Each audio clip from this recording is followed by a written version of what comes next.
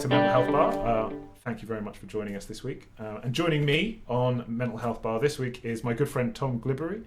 Tom is a autism advocate. He raises money for autistic charities. He's advocate for awareness about the autistic community and people on the spectrum, doing a lot of work in his own career paths and his own social lives and own hobbies in order to raise awareness on the subject of autism and Asperger's and people on the spectrum. Is that about right, Tom? What would you say that you're doing around this? What I really want to do is I want to create a positive autistic role model. I don't feel that the majority of representations of autism in the media are especially positive or aspirational. So I want to provide a role model of an effective, reasonably successful, happy human being who happens to be autistic. And I want to advocate for people with autism who haven't yet found their voice. Because, coming out, I always refer to it as coming out. Coming out about autism is absolutely terrifying. Best thing I ever did, but it was terrifying. Well, I can imagine, and that was another reason I've asked you to come on the show, is because you came out as autistic, as you said, but you had your diagnosis of autism later in life, and a lot of people struggle through with symptoms without even realizing. Do we call it symptoms? I don't know what the correct terminology is. I'm not great on the lexicon, so if I say something wrong and I offend a fellow ASD advocate, I can only apologise. I'm not up to date on the lexicon. I know that in some parties the diagnosis Asperger's is considered a bit offensive or potentially risky because it's got, I think the scientist it's named after was a bit of a Nazi. A bit of a Nazi. However, I thought it was a binary position. You either are or you aren't a Nazi. He was a Nazi. But it's a phrase I prefer to use because I feel if I were to say to someone, "Oh, I'm high functioning autistic," then it's more ambiguous. Or if I say to someone, "I've been diagnosed with Asperger's," people's expectations of what that means, I believe, is a bit more clear. But I'm not great on the relevant lingo. I think it's. So I'm happy to take symptoms or characteristics, perhaps. Or no, traits. I think traits is the word. That's a better word. So I think there's going to be people there that are listening to this who are autistic or on the spectrum, or just more involved with the understanding of the lexicon, as you said, that would be screaming at us. It's traits, autistic traits. But it's because I think that symptoms is something that you and me and our generation were taught that autism was a problem. It was a problem in the brain, whereas now we know that it's neurodiversity. Autism is just a different type of brain, like being left-handed or right-handed. Yeah. So, was that what do you understand by that? Have you learnt more on that? I totally believe it's that we've all got different flavour brains. So, I've got clinical depression. That's not because there's anything wrong with my emotional state at the moment. It's because I've got a chemical imbalance in the brain. I'm autistic because my brain is wired up differently. There's billions and billions of neuron connections. So the odds that people have got a different types of characteristic traits as a result of that, that makes sense to me. That we've just got brains wired up differently. And so many of the autistic traits relate to brain function, like sort of memory. Memory and recall is an often cited trait, particularly for high functioning Asperger's. So I think it's that some people have got their brain wired up differently, and this particular collective of brain wirings are autistic. Well, see, that's I always think, and also there's a bunch of stuff that goes with that, where it's not just brain wirings, it's societal expectations that then cause people who are autistic to behave in a certain way to mask their autism, which we were talking about just before we came on. So with that, I wanted to lead into your journey. So you're I can't remember how old you are, but you're in your 30s. There you go. Yeah, And when 36. 36, I knew we're similar ages, but I know I'm older. Although I always think of you as the adult. So that's the which is so but that comes from the fact that you have a bookcase behind you and I have a green screen with a Oh, house that I the had to bookcase behind pretend I me. own. The bookcase behind me on that side contains no. One of them is Lego Jurassic Park. The other is actually books, but the other is Lego Jurassic Park. There's nothing wrong with Lego Jurassic Park. It's a classic. But so yeah, as you say, you're 36. Yeah. When were you diagnosed? How long have you been diagnosed? So I got my psychiatrist letter in January 2013. Okay. So I would have been 25. However, I knew that I knew that I was different from. Well, yeah, I knew. I've always known that I was different, and the older I got, the more different I became aware that I was. And I don't think there's a single autistic person who was diagnosed as an adult who didn't know that something was very different to their peers throughout the whole childhood. It's not a diagnosis that comes out of the blue. You know because you're coming at things from a different angle. So I always experienced that I was always looking at things from a different perspective, which sometimes meant things went completely over my head, or sometimes it actually was advantageous in terms of being able to see alternative solutions. But yeah, I was always very aware of it, and but I didn't know what it was, because this is why being a role model is such a key part of what I want to achieve, because the depictions of autism in the media are so non-functional, really. Yeah. People like it's a brilliant film, but Rain Man, it doesn't explicitly state that he is on the autistic spectrum, but it's quite clear that he's on the autistic spectrum, and that's not an aspirational figure. No. So I had always shied away from any thought of autism, and then a colleague said to me, "Oh, I did an online autism test, and actually I came out really high." And he mentioned a couple of things on there. I was like, "Oh, maybe that is how I can describe Maybe that's what it is. my alternative interpretation of reality." So I did probably about 20 different tests that evening, all came back with no grey area whatsoever. So then I had that idea in my brain, but at that point, that would have been a good 3-4 years before I got my diagnosis. But the catalyst that actually put the diagnosis in place, it was living with my wife, because it's very easy to be abnormal when you're on your own, but when you're with someone else, some of the things that I do that are utterly unreasonable and are purely a product of learned behavior and coping strategies came to a head. And I remember I was utterly in the wrong. We had a very petty argument where I had got very upset over something utterly meaningless.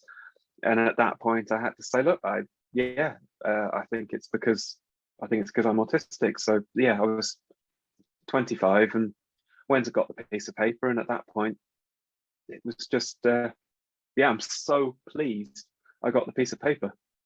Yeah, and a lot of people are like, so I know from my own not, and again, I don't want to say that autism is a mental health problem, but with my own struggles with mental health, that getting that bit of paper can be so important, because not only does it tell you that there is something you've been thinking of all along, it's just me, and actually you're just undiagnosed with something, but actually it opens up all the resources that you should have access to. Yeah. And this is always something that I think is really underestimated in value.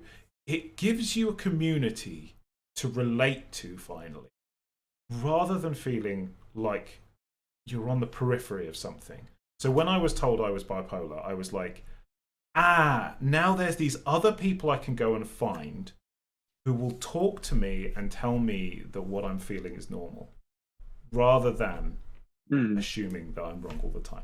Because a doctor can say what they like, a therapist can say what they like. It's perfectly normal. It's okay. It's perfectly normal. It's okay. But, and I know, again, autism, bipolar is a mental health disorder. Autism is a different type of brain. I'm just using it because it's a comparison from my own experience. Yeah, and it's I'm comorbid with a whole suite of mental health disorders. So yeah. yeah, Well, I've got no problem with that. Comorbid, sorry, I was going to say comorbid is a term that we have to clarify here because some people won't know what it means. It's what does it mean for you? Because we've had this discussion just before we came. So, just speaking generally, a comorbid condition is that if you have one disease, even like a physical disease, then odds are you'll probably get another one. And that's just the same with mental health conditions, is that if you have this one, you'll probably be getting another one. It might be a specific result of how the mental condition makes you feel. So a lot of autistic people have been diagnosed with clinical depression because, you know what, a lot of autistic people are really depressed, and the suicide rate among high functioning autistic peoples is really disproportionate. But there's other comorbid conditions, particularly things like ADHD or ADD, that are more likely actually a part of just the general alternative wiring of the brain. So yeah, you're not guaranteed to have these other things if you've got the one, but you're very, very likely if you are on the autistic spectrum to have anxiety, social affective disorder, clinical depression, ADD, ADHD, because that's the complicated brain that you've got to live with. Well, ADHD is neurodiversity, isn't it? It's being on the spectrum. It's part of it. So things like depression come from masking and come from society demanding certain things, and your brain being wired to not be able to deal with that. And we've spoken on this before. You and me, and on the show as well. Society is wired for one very specific type of person that's not even that common. And some people can do, and that's why anxiety exists. That's why depression exists, because people are trying to fit into this society that's not really designed for a majority of people. It's just designed for a very small minority. But I'm straying from the subject because I always get onto that. I'm always like, society is wrong. We need to burn it down. But that's not what we're here for. Tom, we're very, very good friends. We've known each other for a few years now. I don't know how many. It feels like forever, but I think it's only 2 or 3. But it feels like... I think it's only 2 or 3, but... It just feels like forever. Yeah, we get on really well. We get on really well. So, and it's probably because we're both mental. That's the thing. I call it mental because I'm trying to reclaim it. I feel like that's my word now, rather than what I call it mental.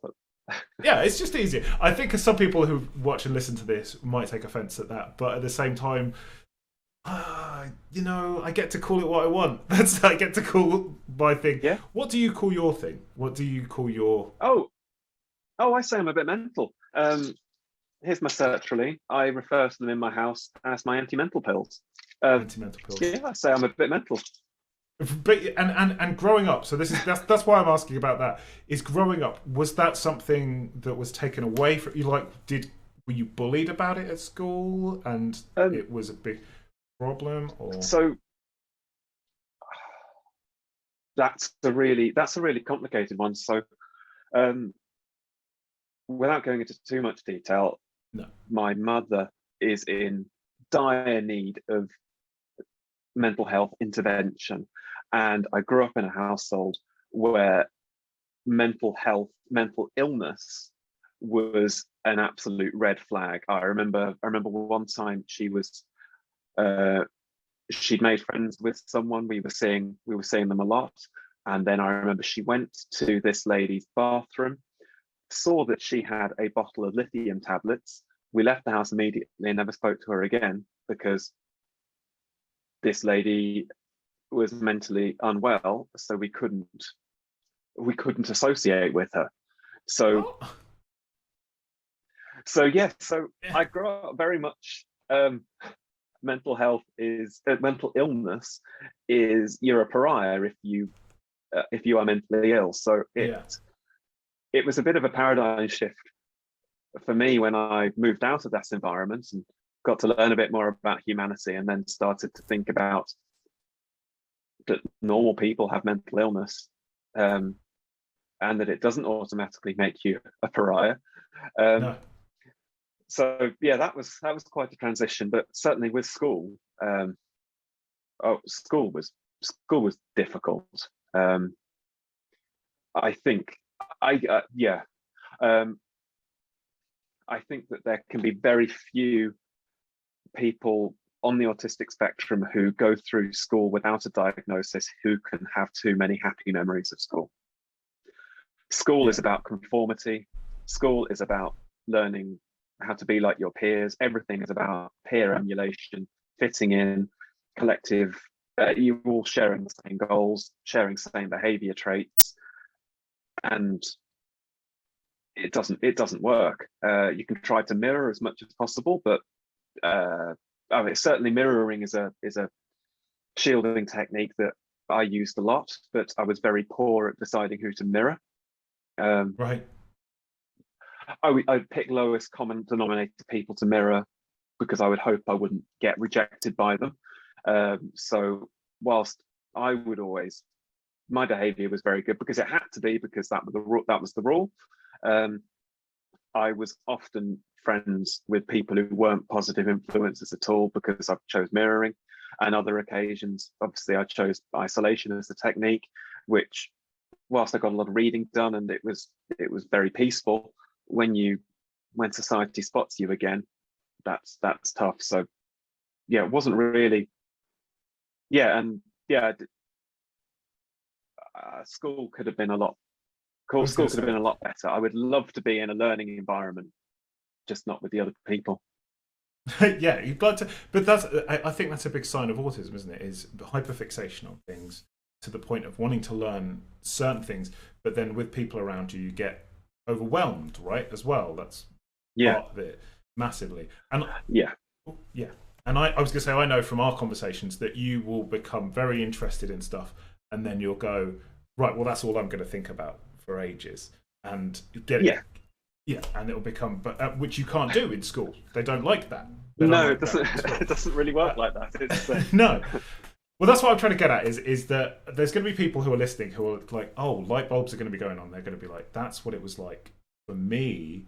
And so you went through that. It was horrible, not great. I don't think anyone who has had that situation has enjoyed school. And what did you do to start? So you're a teenager, you early 20s. What did you do to start your diagnosis? How did you get that? What was you had so an argument, and that was the turning point, or yeah, yeah. That was the point where I realised this is actually a problem that I need to sort out. So, um, after I moved out of home and went to university when I was 18, I found university nigh on impossible, to be honest, and I ended up dropping out because I yeah, it was not an environment that I could flourish in, I think is the nice way of putting it. no, Um, no? and then I went straight into to work, and then I just spent my early 20s getting further and further mired in depression, getting very suicidal, and just yeah, just very very miserable. Um, I was very fortunate that actually I met my wife at university, so she's the only positive thing I got out of university. But it was yeah, when we were first living together that I really realised, no, this is a problem that I've got to face.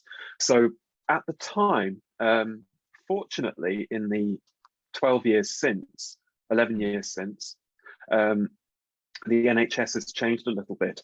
At the time, my NHS trust did not diagnose autism in adults. Full stop. There was no grey area there. If you were an adult seeking an autism diagnosis, they weren't interested.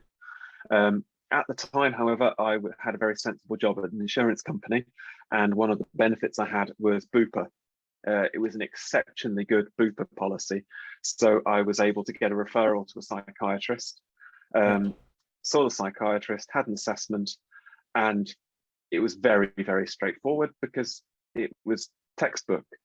So from that point, she immediately referred me for a course of CBT with her, which again, thanks to my Bupa scheme, was covered. Whereas if I'd gone through the NHS, even now that they do diagnose autism in adults, thankfully, I still got very special treatment that you wouldn't get without going private at the moment. Yeah. And she helped me untie the knots. So I basically, if you are an autistic person trying to function in a normal society, you have to create rules and you have to create routines for you to live by, not because you want to live the same day every day, but because you know this is a safe route, you know this is a safe behavior. So that's what you've got to repeat. The risk of going off-piste could be so severe that the risk just isn't worth it. So you create these safe routines, but a result of being too routine is I had a network of butterfly effects in my brain that I was very, very scared of, a network of unintended consequences. So I was very worried if I did this action, it would cause that action, which would cause that action, which would cause that action. So that's a combination of my autistic brain plus learnt behavior from my mother, really, really snowballing. So the first thing that I had from the CBT was this lovely lady. We had these sessions and she untied all these knots. She essentially said, look, you're not that important. If you do this, the world isn't going to end. This butterfly effect you've made up, it doesn't exist. So just wind your neck in, calm down, and just stop it. Unfortunately, she was able to put together a very persuasive and factual argument. So that was a much quicker process than I was expecting. But then it came a process of learning a toolkit and learning more effective survival techniques. However, even after that point, so that was 2013, it wasn't until 2018 that I actually came out. So my wife obviously knew, my dad and stepmom knew, my in-laws knew, and two of my closest friends knew.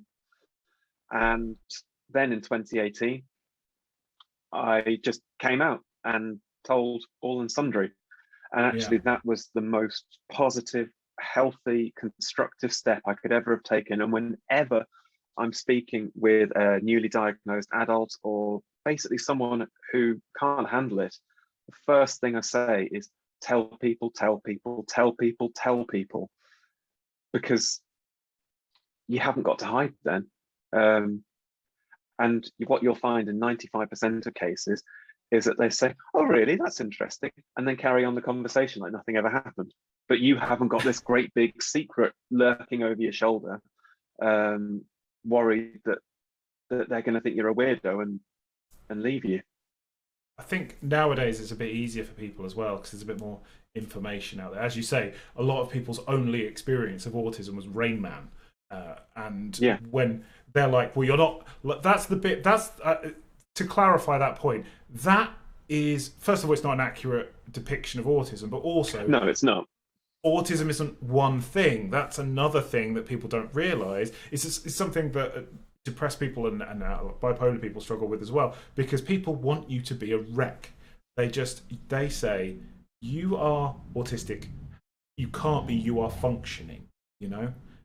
And that's not true, is it? So there's three responses I've always got when I've told people. The first is shrug shoulders, oh, would you like a coffee? And that, as I say, 95% of cases. The second I've had has been a very well-intentioned, oh, well, we're all on the spectrum a little bit, aren't we? No, we are not. There are many characteristics there are many characteristics that make up the neurodivergent brain profile. But the fact that you have one of those 20 does not mean we're all a little on the spectrum. It's a little bit OCD. It's the same. Yes. Oh, I have a friend who is genuinely and severely OCD, and on his behalf, I get so triggered when people say, "Oh, I need my towels neatly folded because it really messes with my levels and my OCD." Yeah, my mate couldn't leave the house for 2 weeks because of it. It's not the same. Not the So same. yeah, that's a very well-intentioned response. And the last person who said that to me, I said immediately, "Look, I know what you think you're saying is, I understand you, I accept you, and I don't mind at all. But what you're actually saying is, I devalue your diagnosis, I devalue your experience." And I was like, "I know that's not what you're saying. You're a lovely guy, Yeah. but yeah, it's but the response I've had a couple of times and makes me want to get violent is the, oh well, at least it's not proper autism." And I don't know where to begin deconstructing this one. Yes, I'm Yeah. delighted I haven't got non-verbal autism, but, and I mentioned it earlier, the suicide rates among high-functioning autism people are absurd. It nearly killed me. Everyone I know with a high-functioning autism diagnosis, they, to a T, 100% of them will say, "Oh, was that time I nearly killed myself?" It's yes, and you know, yes, it's great that I can communicate and talk with people, but my brain is trying to kill me. So Yeah. yes, no, it's and I know you. Yes, it's a real. Oh, it's I know so what you yeah, mean. that's part Yeah. of It's yeah. very frustrating to articulate because I think that we go through. I say we because I've had it with bipolar as well, where people have been like, "Oh yeah, we all get a little bit sad sometimes," and you're like, It's not a little bit sad." And also, that's not all it is. With autism, it's not that I'm not. It's not that sometimes I don't like being touched. It's that you are having sensory overload constantly, among other things, among all Yeah, the other various different traits that come with autism. And so for them to say, "Oh, I have one trait of this," is like to say, "I know what it's like being black. I also have brown eyes." It's not the same yeah, thing. You aren't going through those. And I yeah. think I that mean, like that's touch is a. Oh, sorry, sorry. no. You're the I talk as Well, oh, touch, for example, is a. In my early 20s, I lived about as solitary a life as I was able to arrange. And I remember I had a lovely colleague who I could talk to her.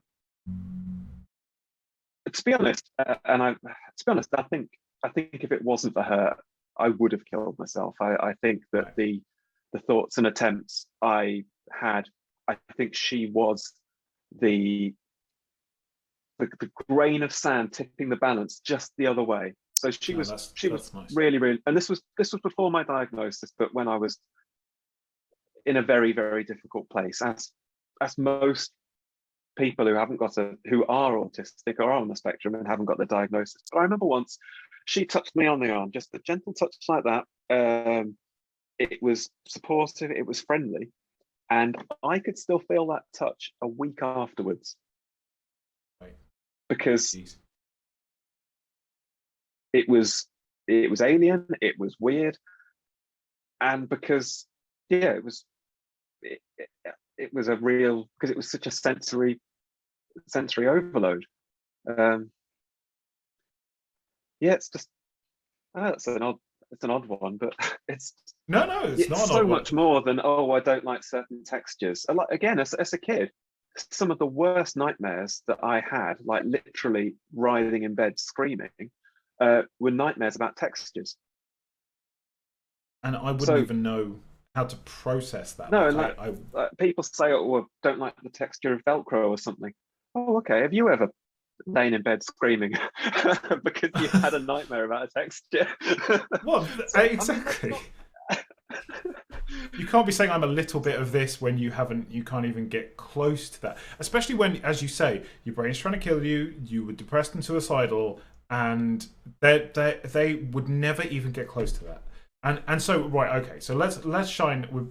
We've talked about that bit. Let's shine a little brightness on it. You've got your diagnosis. you were depressed and suicidal, and I know that you still have that parts of that, but you are in a better place now. The brightness is so much brighter.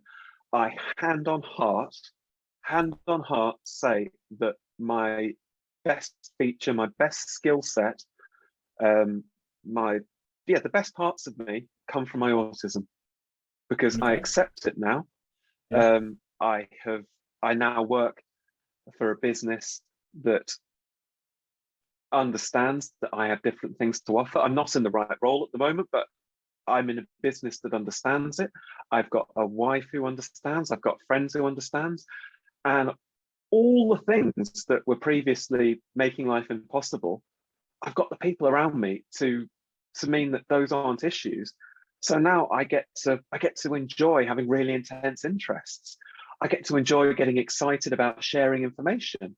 I get to enjoy learning new things that fascinate me.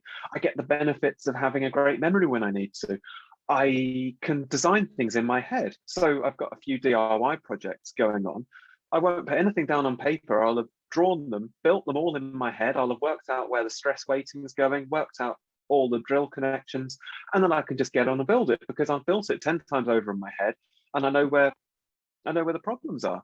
I feel like it's a bit of a superpower that I've got, because the flip side to it, just it because I've been open and because I've got the right people around me, I just don't experience the flip side. Yeah, I mean, I have difficult days. Every now and then I have to say to Penny, my wife, I have to say, look, I just need a bit of alone time, and actually as part of that, I've been running for the last few years, which is perfect. It's goal orientated, it's statistical, it's not reliant on any external factors. It is just me versus me, and it means I can have 1, 2, 3 hours out the house on my own to have a think a couple of days a week without anyone thinking I'm being a weirdo.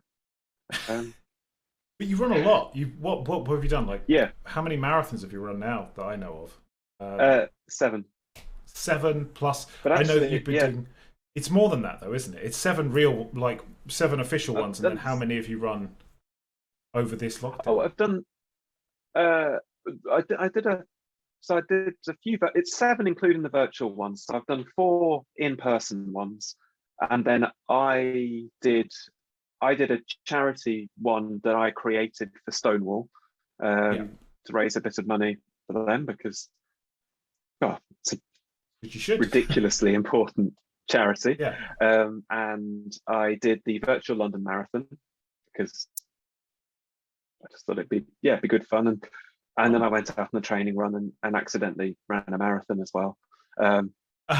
So it's and that's another I think that's because you did one in your back garden, and I couldn't do that. I did a half marathon in the back garden. Actually, that was a year ago today.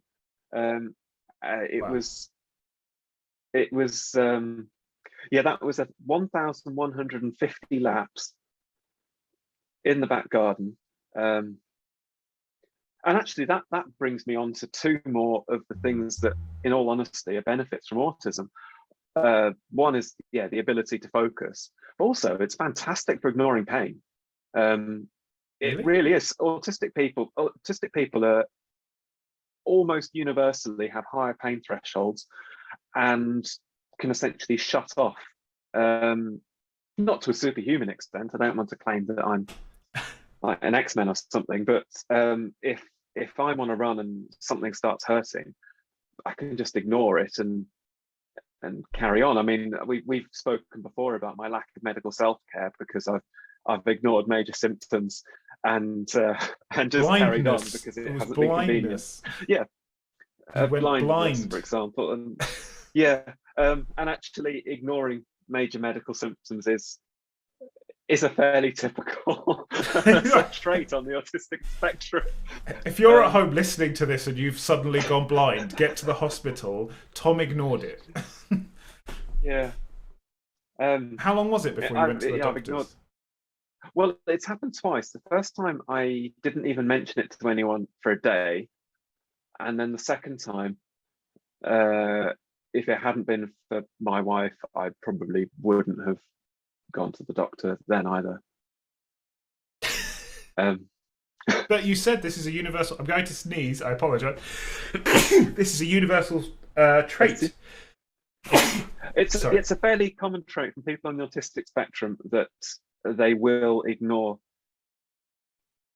medical symptoms and particularly handle with pain a bit better. So yeah, for my running, it's fantastic. I can turn off how much everything hurts, and I can just push myself, which is a fantastic mental release because it gives me really great thinking time and the ability to channel a lot of the autistic traits into something harmless that's actually doing me a bit of good.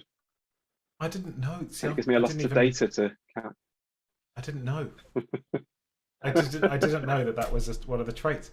Just that you say it's not superhuman, but if you're ignoring blindness, then that's getting. I mean, it was only partial blindness. It's only partial blindness. Just at home. Oh yeah. Guess I'm not reading that book today. I mean, when I did my first marathon, I'd actually been in hospital 3 days before with a kidney infection and kidney stones. And I said to the doctor, I was like, there is no way I'm not getting on the plane, and there is no way I'm not doing the marathon. Unfortunately, she must have been a runner herself, because she went off, came back with armfuls of drugs and said, if you must do it, and then this is what you've got to take. I was like, armfuls of drugs. I don't know if that's a good thing, but at least you made it through and you're alive now, and ready to go blind at a moment's notice. Actually, from the perspective of a disclaimer, I should state I did end up in the medical tent immediately after that marathon. So I wouldn't recommend that behaviour. No, we're talking about how. Here we're talking about things. So these are just symptoms, or they're traits, not symptoms. Traits of autistic people that maybe people who are listening to this at home are like, this is something that I do. They're ticking 19 out of the 20 boxes instead of 1 out of the 20 boxes. Yeah. And they're going, actually, and the last tick for them is, yes, I have ignored a broken wrist or a broken ankle and gone to work for the. Well, actually, I did ignore a severely injured wrist. And, but actually, while we're talking about boxes that need to be ticked, there's a big one that I would like to cover, and that's the matter of empathy. A lot of the perception about people on the autistic spectrum is that we lack empathy. And no, that's the psychopath. We get empathy wrong. So there are situations where I don't empathize correctly, where I don't empathize enough. But actually, over empathy is as big an issue as lack of empathy. I believe I mentioned to you at the time a few weeks ago, I was really feeling down, and it's because I had 5 or 6 friends coming to me basically because they all had legitimate problems, and I was talking to my friends, caring for my friends, because that's what you do, and I'd over empathized with all those people to the extent that I was feeling utterly just broken, just completely empty, because I had these people and I really cared about. The perception of autism is that lack of empathy, and that does upset me again. Actually, portrayals of autism in the media, the curious incident of the dog in the nighttime is, I think that's probably like autism's breakthrough into mainstream media, but and in a lot of ways it's very good, but the portrayal of empathy within that, I'm very confident that a lot of people on the autistic spectrum would struggle to get on board with that. Because I've seen, so when I've actually seen the play, the Dog in the Nighttime, the incident of the Dog in the Nighttime, and that the character in that is completely cut off from the world, like completely. That's the point of it.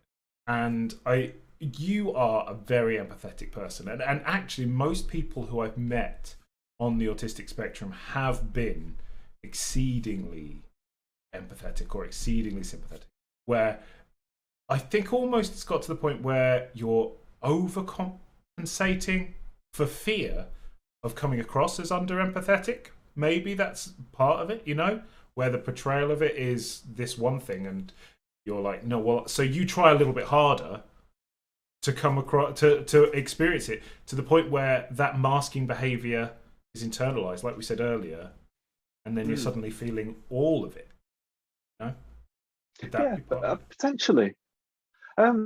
It's an interesting one. I mean, part of it for me is that I consciously, I want to.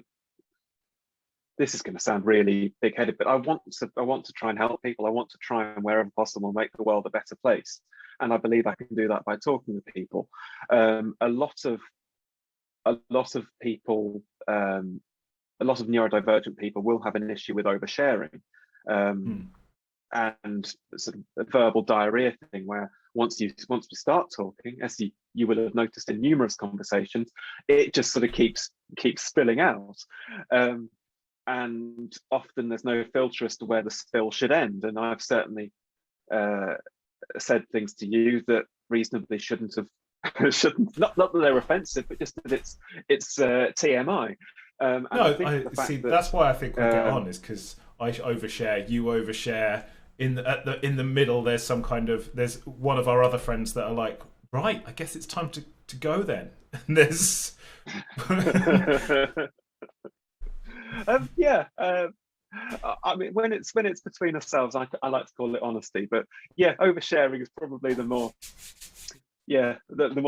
accurate representation. But I do think that if you are known for oversharing, even if it's not, if people don't consciously know you for oversharing, then they do feel more inclined to confide in you. I've always had people come up to me and talk to me, and I really want to try and create a positive outcome from that. In fact, I'm actually doing a mental health first aid course in a couple of weeks' time, to try and make it so that I can provide more, hopefully, more effective assistance to people who come to me.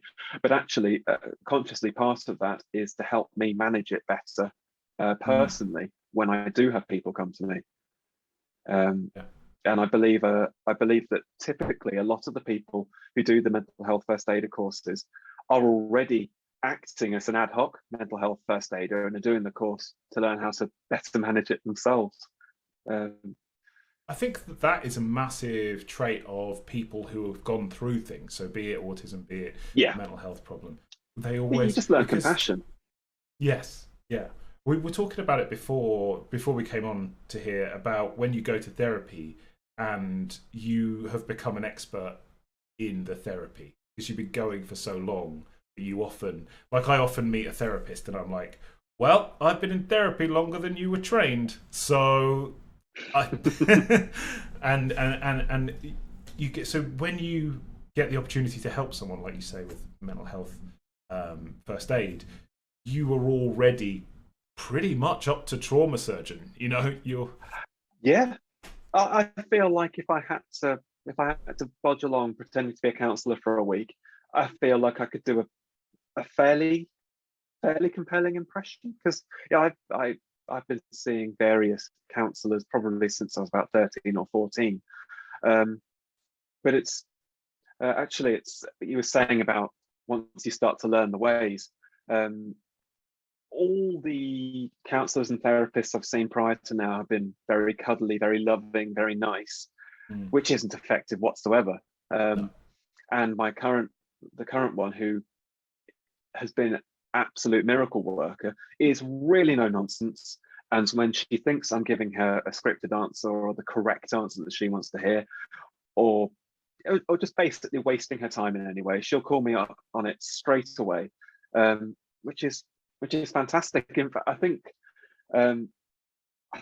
all neurodivergent people and all autistic people, if you can be honest, straight to the point, and not beat about the bush, not caveat things in expressions, that's what we need. We're having to puzzle out so much of the world that if you start talking in enigmas and riddles, it's not going to get through. So yeah, this particular lady is so no nonsense, says exactly what she thinks, and it's been absolutely fantastic treatment. Well, that's good. I mean, and it's good. And when you find the right one, that is a big turning point.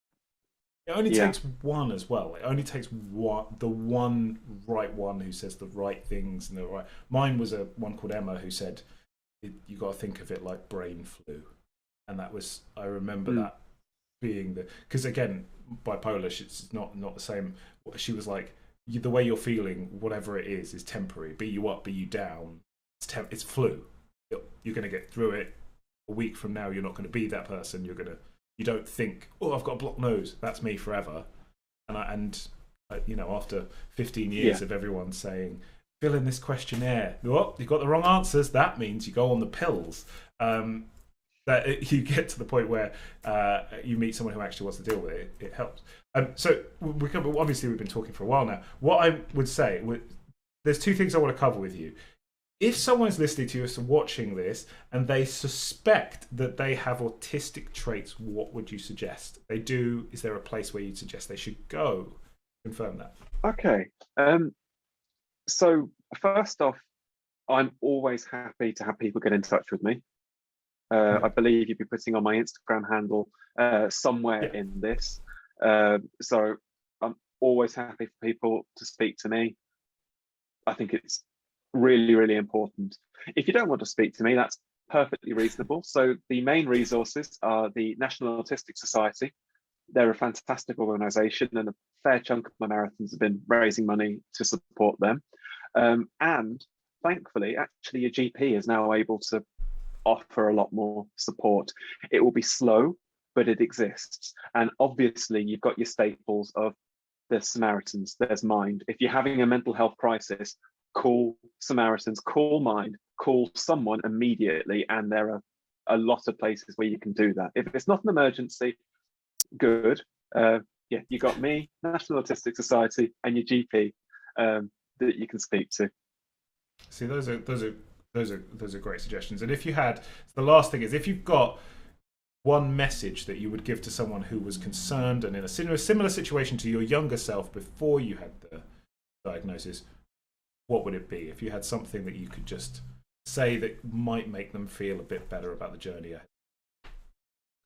When you come to terms with it, it will be your greatest attribute. It will be a feature of yourself that you'll love and you won't want to lose. If I was offered a magical pill to get rid of it tomorrow, I wouldn't for a second consider taking it.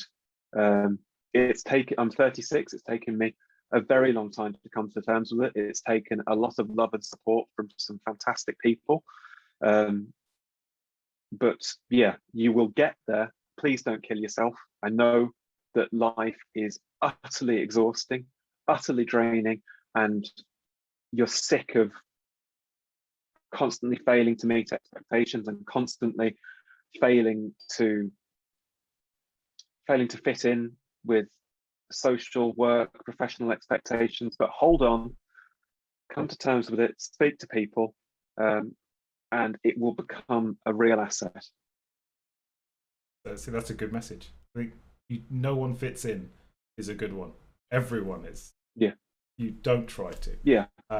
But yeah, okay, so thank you very much for everyone listening to the Mental Health Bar. This has been Tom Glibbery. As Tom says, I'm going to put Tom's contact details in the description for this podcast and the description of the YouTube video. So it'll be down in the comments for the YouTube video, but it'll be in the description of the podcast, whichever way you are viewing or watching this.